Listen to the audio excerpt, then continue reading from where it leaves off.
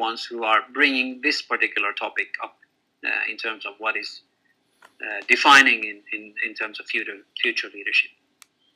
Then, if we take the second, the big talent survey, now Igor is saying it's not good when you have only a status without knowledge or experience. Yeah. Today, that would be an interesting topic to discuss, but I'm going to move forward to allow for, I don't know how the questions and answers will look like, but anyway. So what we asked the future leaders was a survey, a quantitative survey, and there's a lot of very interesting information. And from scientific point of view, this will be academic point of view. This will be taken on further than to look at very many different topics. But I'm condensing the information again into very, very simple things. But first, I would like to ask you. I should have had numbers on this, but if you take these are what we asked the people, what will be the most important characteristics in terms of leadership in the future? And here's a list. I chose 10. The list contained about 30 items, or even more, 40 items. I've chosen 10, and I would like to ask you to just write, you have to count which one is which, but just write again what do you think are the about 3 most important characteristics of future leadership. And this, again, we have some cultural variations, but this will work. So there are 10 characteristics. Just write, what do you think is most important or second most important? You don't have to rank them. Just write, I think number 11. Whoa.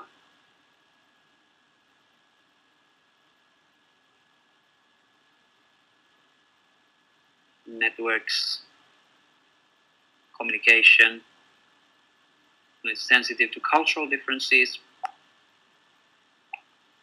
bring out the best in people, all are important. That's very good.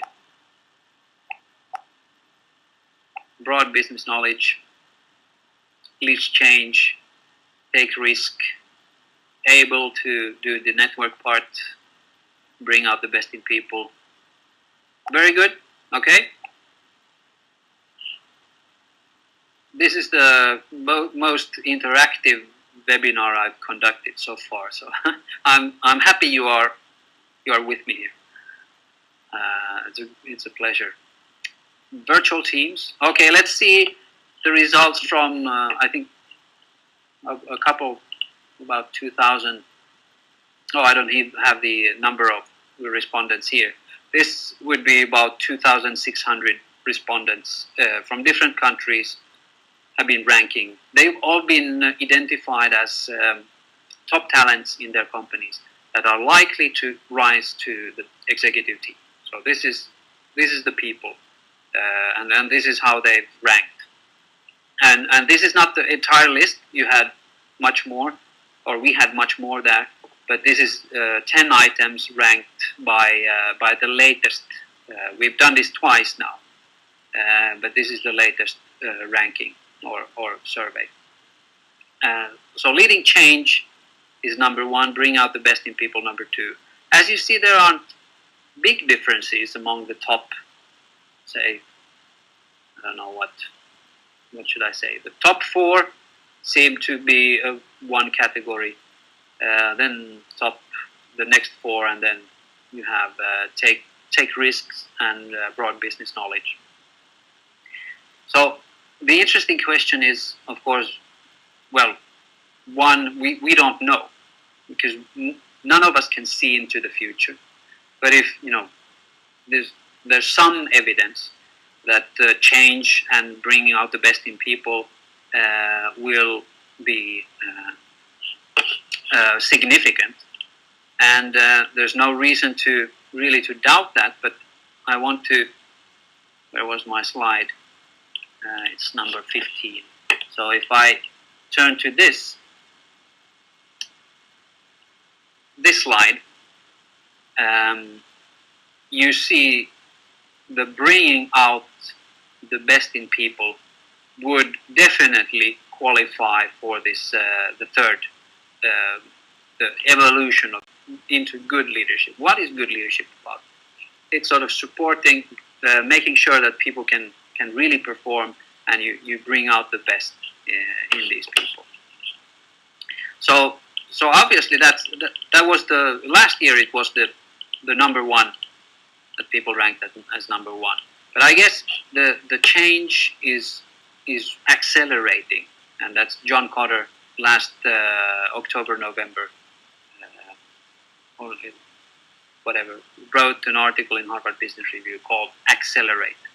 He talks about the rate of change accelerating. So I think that's one of the reasons that we see.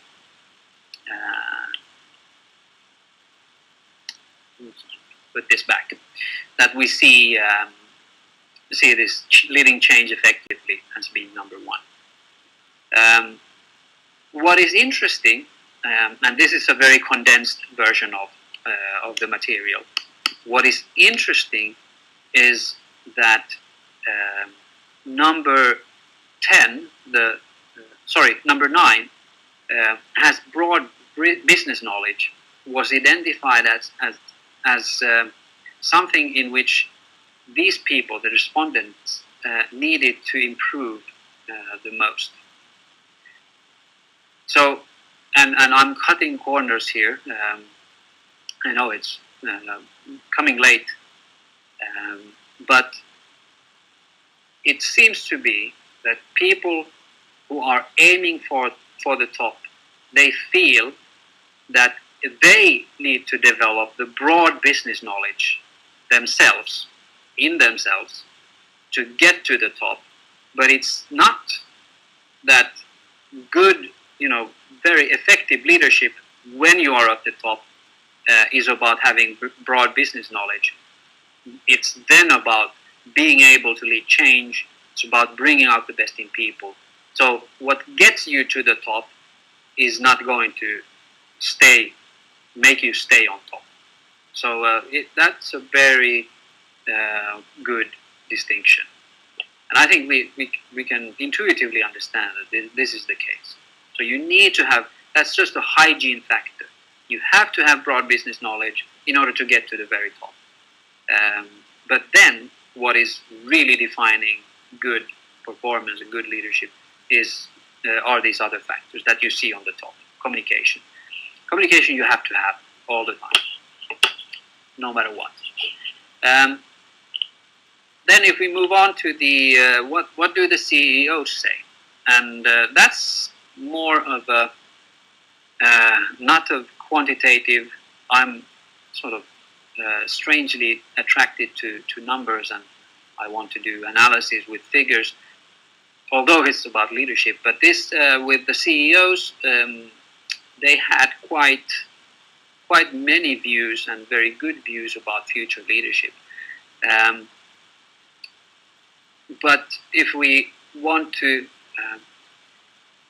or if I try to narrow it down in a nutshell, and the nutshell is still not a very good nutshell, because this contains many factors. But this is what my colleague has done and analyzed the material, and tried to put it into what can we see in terms of what the CEOs think about future leadership. So what are the expected characteristics? And you can see 7 overall categories. They have to be driven, they have to be analytical, they have to be knowledgeable, they have to have some expertise. So if you have status without the expertise, as you mentioned, not a good idea. international, and this is something that all these CEOs pointed out, that you have to have international experience. If you want to lead an international firm, you have to have international experience. And this you can only get international experience by going out. So just staying put where you are won't be good. It won't be good enough, because you have to have a broad understanding. Communication here as well, inspiration, the motivational part, and here we see actually balance. If you look at handling stress, having you might have a family, but well-being, and this is what we can see. I mean, the biggest CEO coming from Finland was Jorma Ollila, who's now the chairman of Shell, Royal Dutch Shell. But he's known to get up at 6 o'clock every morning, even before, doing either tennis, some workouts every morning. So taking care of yourself is also a big part of this. But I don't know if there are many words here, many concepts. But I think the next slide will show you. Let's jump over there. Will show you how the CEOs look at how to develop these future CEOs, and they talk about rotation.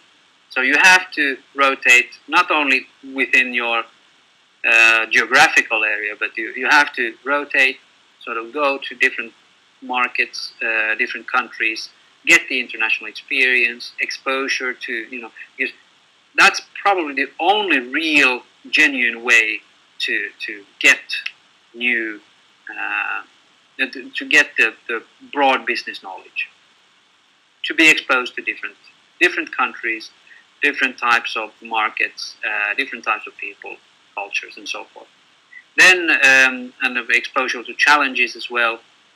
There's a famous story of a guy in Shell that was sent to Africa to run the African operations, and he was going, well, I don't need to learn about our business in Africa, and technologies and so forth. And he was told, we're not sending you to learn about business, we're sending you to learn about leadership. And that's what he came back with. So exposure to challenges. Role models, you need mentors. You need good coaches, good mentors, good role models. And this is, I don't know how the situation is in Russia, but this is now at least in Sweden and Finland, very much on the agenda. That if you want to train, develop people into the very top, they all have basically mentors. They all have sort of the support to get them there. Well, I said international experience. That goes with rotation. And opportunities for training as well. So it's not that you do it only on the job learning. Oh, wanted to go back for some kind of Superman. Yeah, that's true. This one. Was there something you want to ask? It's okay. That is actually the Superman comment is really, if you put together all the different aspects, it becomes a wish list. And all these people actually agreed on that you don't have to be perfect. Actually, if you are perfect, then it starts getting weird. You're some kind of psychopath. So how to develop these people? They are all human beings, and you have your strengths, you have your weaknesses. But the most important thing is to try to, get the weaknesses on a acceptable level, but then focus on the strengths. Focus on what you are really good at, and try to use them in your leadership and in your leadership development as well. But at some point, you can't just, one thing is delegation. If you can't delegate well, you need to work on that. You just can't skip that and say, well, it's not for me. I focus on my strength, which is communication, for instance. So obviously you have many types of personalities, and that's okay. The HR directors commented on that, actually. We had a workshop. Let's go forward. So what is the defining, what are the common things that all these three groups agreed on? So it's communication. I think communication comes out, analytic, and then, well, work-life balance. But that didn't come out very strongly in the other. But communication comes in both, or all, then change, leading change, then inspiration, this motivation. So it's sort of, you can't see commanding, authoritarian, all these trends. If you read about the transactional leadership, none of that is here. So I think that's a quite strong signal. So it's more about being able to support, being able to develop the next generation of leaders, being inspiring, being very good in communicating, and so forth. So you can take this, and then I have to ask, how much time do we have? Is this so that I have 4 more minutes, or are we continuing to another half an hour? Who wants to respond? Sergey, are you there? 30 minutes. Okay.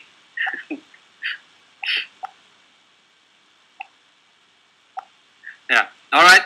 Very good. So I'd like to end with something quite concrete, and I was hoping that I could have a video here, but I'm pretty sure that the video doesn't work. Then I just have to show a picture, and that's points to the person that can name the one who is in the picture. Oh, who is this guy? Actually, not a very good picture of him.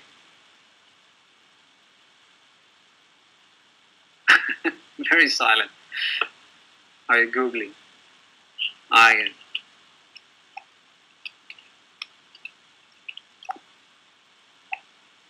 Yeah, good guess. Looks a little bit like him. It's Little Richard. And my point here is, I'm not going to sing for you, or if you buy me a vodka, I might do that. This is Little Richard that in the 1950s became #1 hit maker. And one of his first hits was a song called Tutti Frutti. So this one. You can Google that, or YouTube, Little Richard Tutti Frutti. And the lyrics go something like this. Wap bab lubak lap bam boom, Tutti Frutti, oh Rudy, Tutti Frutti, oh Rudy, and so on, and so on. It's great, yeah. And my question would be, what on earth, what's the leadership lesson of that example? It would be much more effective if you could see the video. So afterwards you can go to YouTube and look at the 1956 video. Emotion and desire, yeah. Very good. There are 4 lessons, I can tell you that. And let's go for the first one. And if you think about it, and this is now we're going very practical, but if you think about it, the lyrics don't mean anything really. And still, this guy, that's good, simplicity and repetition. This guy was able to put all his energy, all his passion, and into a very simple thing like this, and made it successful. So the first lesson here is to believe in yourself.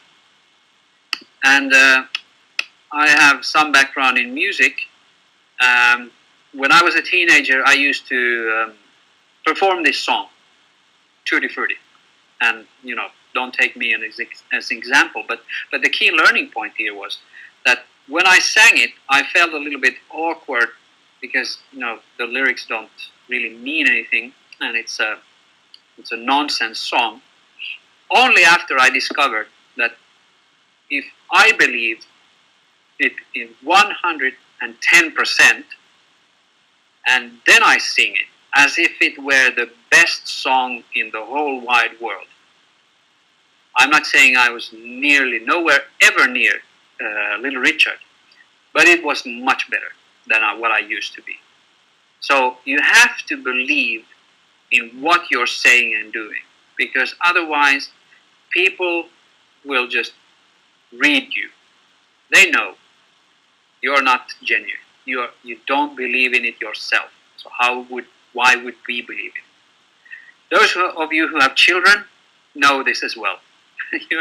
If you say no to children, you have to believe it in yourself. So believing is crucial. So the first lesson. Then the second lesson, as you wrote to Mikhail, simplicity. Oh, wrong slide again. So simplification. And now coming back to the graph I showed you where individual knowledge and the collective knowledge, the gap will just increase. So one way to deal with this is to synthesize the amount of information. You may not always be 100% correct, but you need to simplify. The world is becoming more and more complex. Well, then we need to make it simpler in a sense. And this is more easily said than done, because you can simplify in the wrong way. And I have a colleague, Anders Tallberg, with whom I've worked with several in different programs and also consultancy with stock-listed companies and their strategy process, and try to simplify basically. And my colleague's Anders' message is very good, and I believe in it in 100%. He says that usually when you start, and what he does is he makes strategy into measurable targets. So he's a professor in accounting. So his point is that whatever you measure are simple things, and the process of how do you get this measure to say a strategy map or balance scorecard, and how do you tell the story of this is how it hangs together. And usually what you end up is very simple.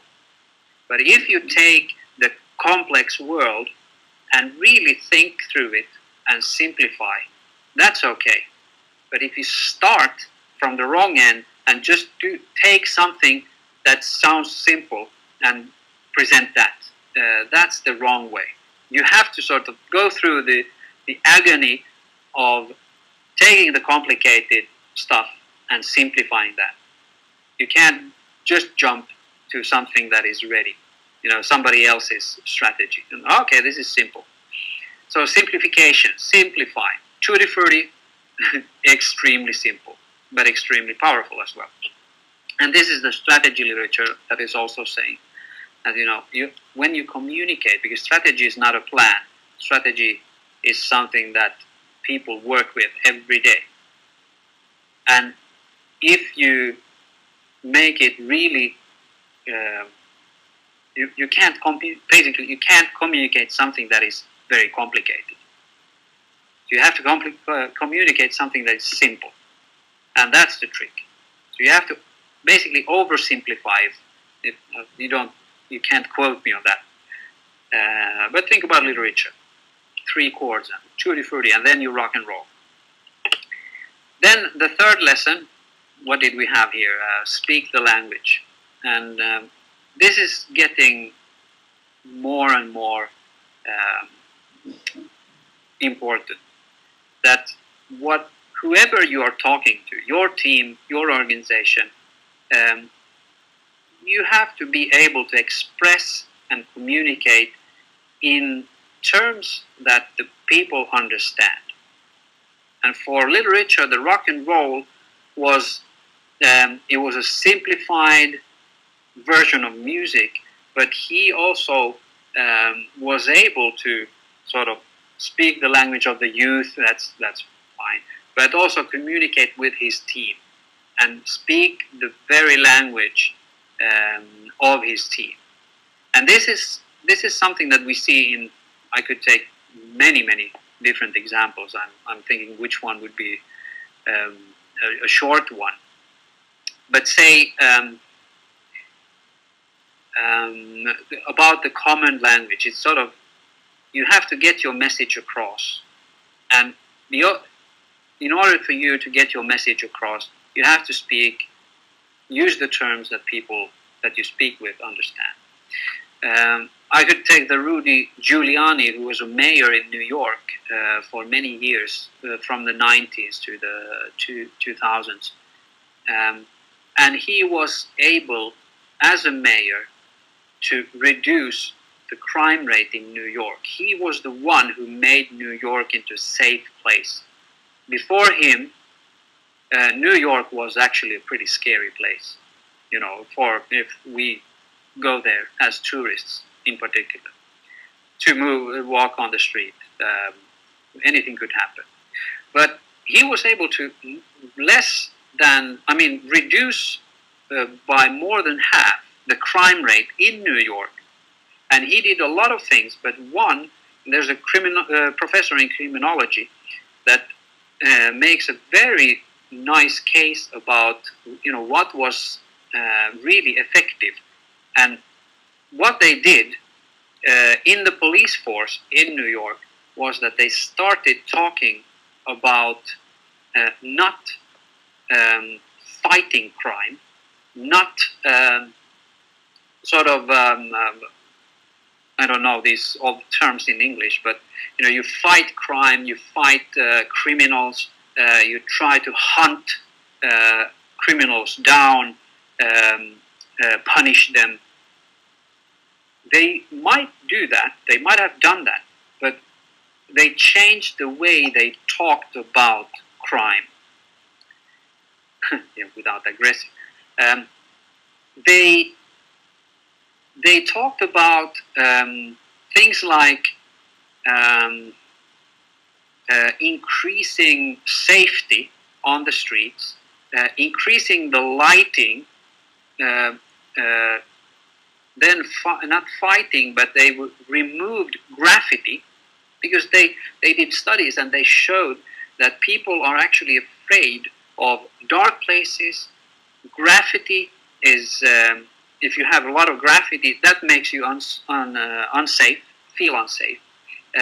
If you have people gathering around, speaking loudly, smoking, pot or whatever, that will make people feel unsafe, unsecure.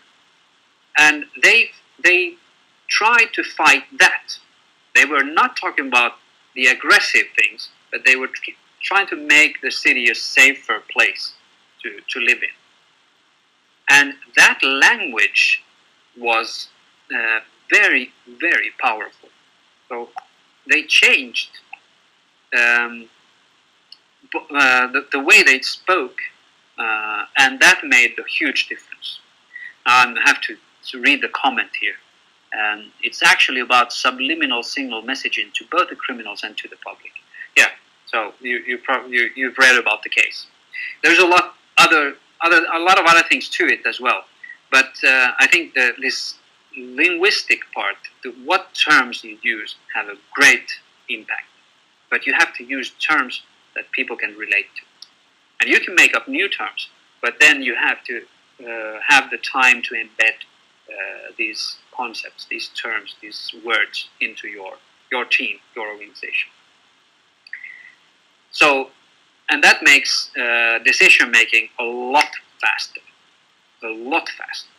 When people don't have to second guess what you are meaning, what you're trying to say, they immediately, when you have the language, you can communicate in that language. People know exactly what you mean. So, and then the fourth lesson here being that you give freedom, but within the frame. Sorry, change this slide. So, what does that mean? Well, I think it's fairly evident that you have to, as a leader, you have to set the frames. It might be the Tutti Frutti, the song. It's very simple frame, but within that frame, you then give freedom for people to perform. And this could be, it can be a sports team, it can be an organization, it can be a political party, but no rational human being wants to be both told what to do and how to do it. So there's sort of no micromanaging here, but be clear on the outer structure of what do you want to achieve and why, and then giving freedom to perform. Little Richard's band, they could do their own thing, but just as long as they stuck to the very simple structure, very simple frame of Tutti Frutti, for instance. So I know this might sound a little bit trivial and a little bit far-fetched, but we can see the same processes in music, in sports, in business management. So they are basically, we see the same. So freedom within the frame. And some people just give freedom, it won't work. Some people give the frame and then they also go and push people and tell them what to do. So it's not very effective. So these are the leadership lessons from literature. I suggest you go and just look at the YouTube clip afterwards. Then I've combined this into these four dimensions, and actually, if you want, we do have some more to say about each lesson. So you want to increase your belief in yourself. So what to do, and actually, this is I think in general might be so that in Russia, and I'm guessing, in Russia, if you are a leader, a top leader, you probably project more self-confidence than what the typical Finnish top leader would. I might be wrong, but I don't know how you guys see that. How many times you've seen Finnish top leaders, but it seems to be a cultural difference. And in Finland, also in Sweden, it's sort of mild, where you're not projecting authority, self-confidence, and things like that. You're agreeing. And sometimes I just would like to turn the knob when I see these top executives speaking, having performance. Why don't you just push, so turn the knob a little bit more self-confidence? Because there's sometimes just a small degree difference. That if you say the same thing but a little bit more self-confidence, then that would be really good. But these are somewhat sort of not so serious.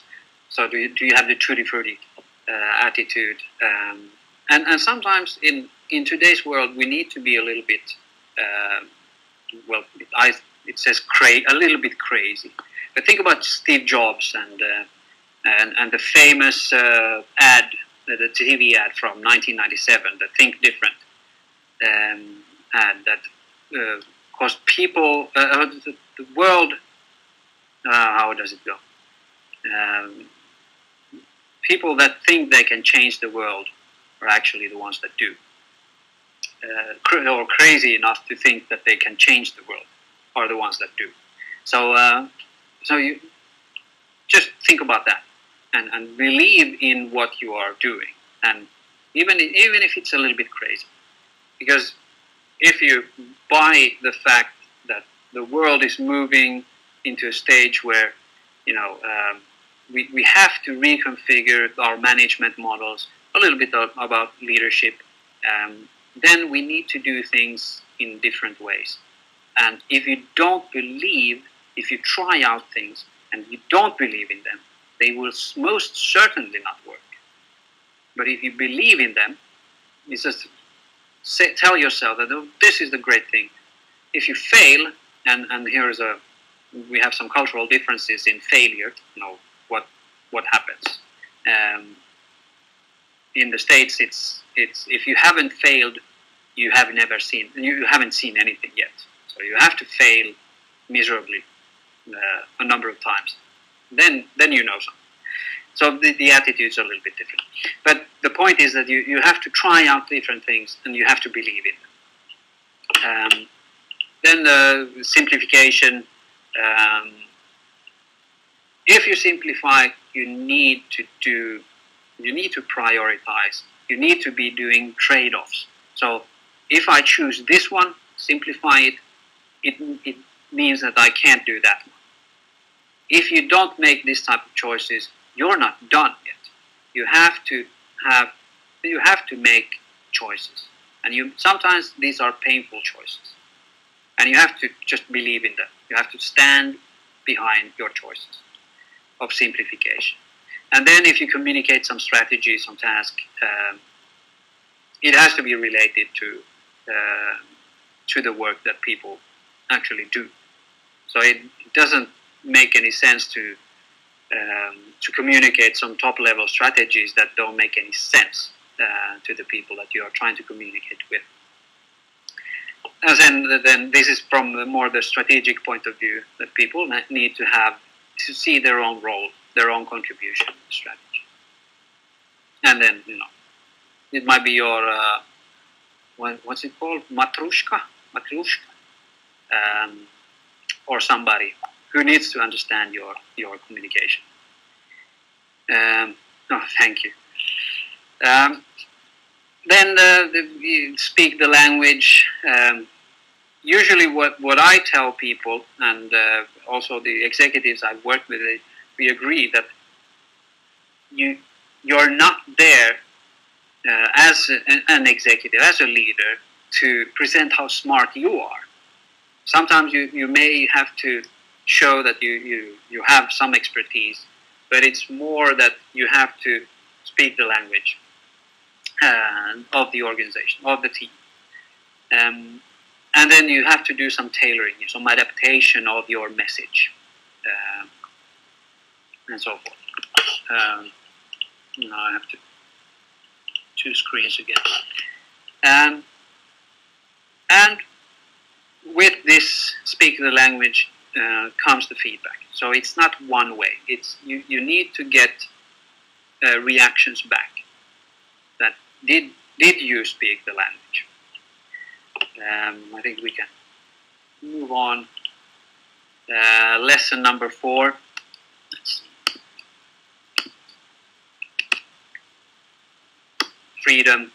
So does the strategy, does whatever you communicate the task, does it leave freedom for your team, your people, to contribute? To think about, okay, how could I do this? And this is a sort of different type of leadership than I've heard from my colleagues, that in Yeah, it might work in Finland or some other countries, but in Russia, we still have to do their command, and you like this trust but check. So yeah, you give the frames and you trust, but then you need to be there still, controlling and making sure that people actually are working. And if they are lazy, then you have to kick them and so forth. I don't know if this is. This has been the way, but I'm not entirely convinced that this will be the way forward. And of course, you will do your culturally adapted version of this type of leadership style.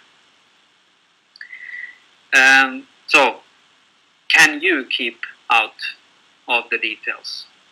Are you able to not micromanage? Or would you like to sort of stop micromanaging if you are doing it currently?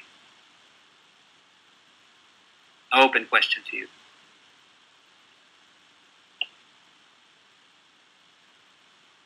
Are you still alive? The bar is open already. I see that. I would have to go back to bad habit to micromanage. Yeah.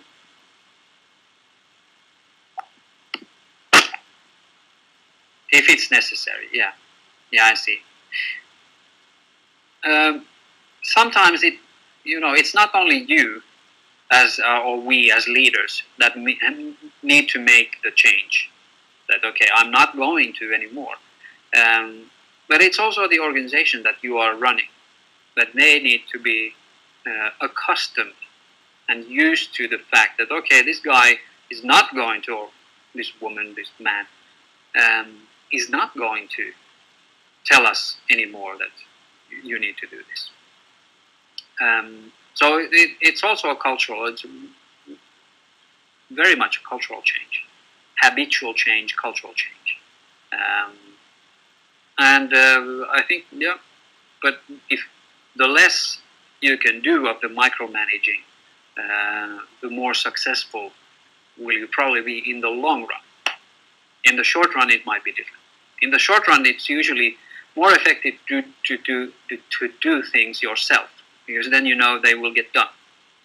If it's not in the long run, you will be burnt out and miserable and unhappy and drink a lot of vodka, which might sound like a good idea sometimes. All right, I think we have.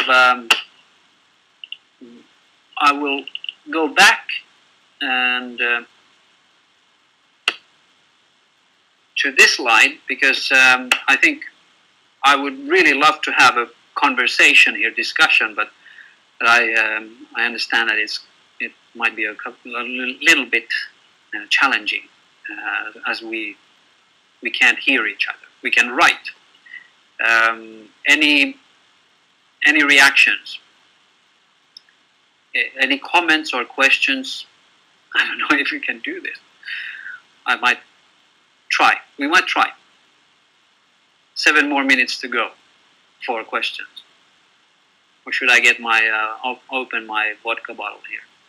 I don't have one, but let's see. Oh, you don't like the third picture. Well, why would that be? It's a leader that is serving.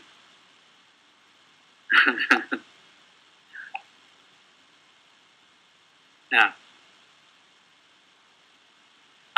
This was actually maybe the picture. Yeah, that's a good point. There's no dialogue, no team. This was brought up by a group of executives that called this elevation. So, just to clarify, over, together, under. Yeah, that's very good. But if I explain the logic is that before it was over, or from behind, just commanding, go do this, go do that, and I'm sitting here and watching from behind, to a model where leaders would go, show the way. I'm all for it, and follow me. That's sort of the leadership. We talk about leaders and followers. You can't be a leader without followers. Okay, so that's the second. Show the example, show the way, and these people, the executives, call this elevation. I could write. And elevation actually came from the fact they looked at the sports teams that sometimes, yeah, I have to read your comments. In Russian reality, leader is working for the team, not vice versa. Okay. That the team is not working for the leader. Okay. I'd have to discuss a little bit more, elaborate a little bit more on that. But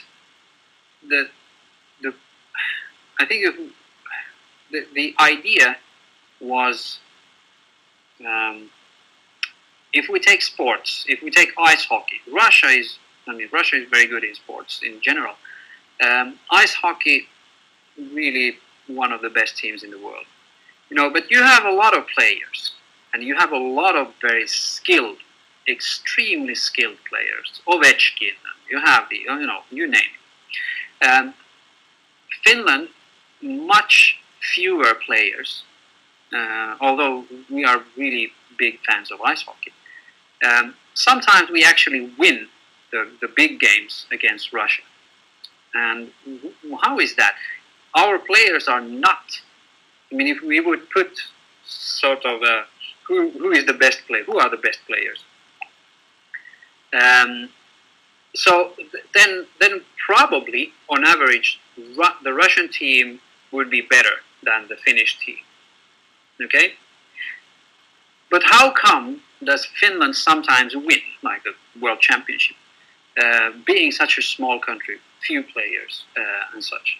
Well, it's a lot of things, of course, but this picture, the third picture here, tries to illuminate the elevation, that sometimes leaders are able to get the best out of the players so that they actually become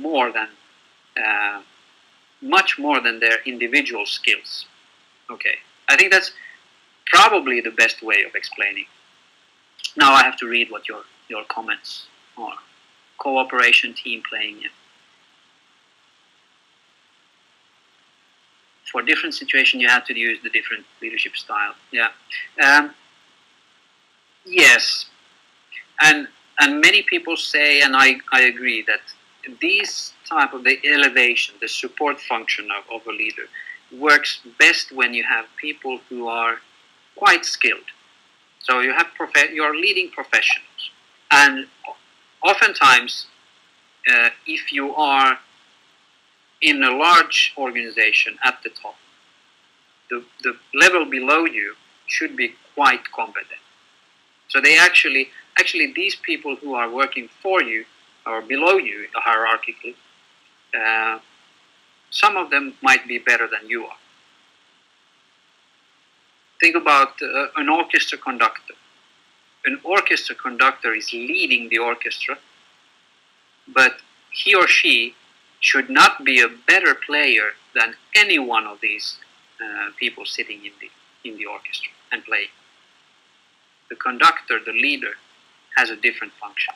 So maybe that's sort of an explanation. Yeah. Any other things? But yeah, so when you have unskilled people or people who are fairly new to their jobs, obviously they need a little bit more that you show, you check, you lead by example, and so forth. Sometimes you have to dictate, okay, now, all right, now you have to do this. But usually if you have to explain several times, then something's wrong. You have to, eventually that person will have to pick up things by himself, herself. All right. How are we doing on time? Time to continue dancing in the bar.